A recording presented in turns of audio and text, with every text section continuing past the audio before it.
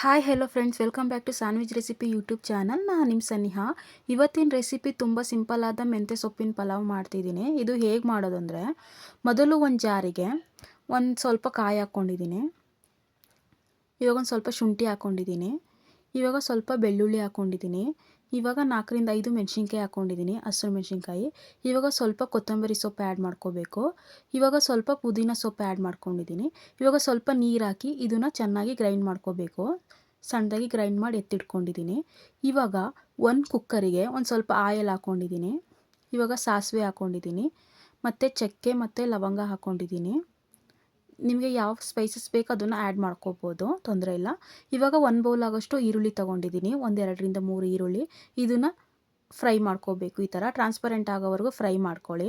ಇವಾಗ ರುಬ್ಬಿರೋಂತಹ ಮಿಶ್ರಣವನ್ನು ಆ್ಯಡ್ ಮಾಡ್ಕೊಳ್ತಾ ಇದ್ದೀನಿ. ಇದು ಸಹ ಹಸಿ ಸ್ಮೆಲ್ ಹೋಗೋವರೆಗೂ ಫ್ರೈ ಮಾಡ್ಕೋಬೇಕು. ನೋಡಿ ಈ ಥರ ನೀಟಾಗಿ ಫ್ರೈ ಮಾಡ್ಕೊಳ್ಳಿ, ಹಸಿ ಸ್ಮೆಲ್ ಹೋಗೋವರೆಗೂ.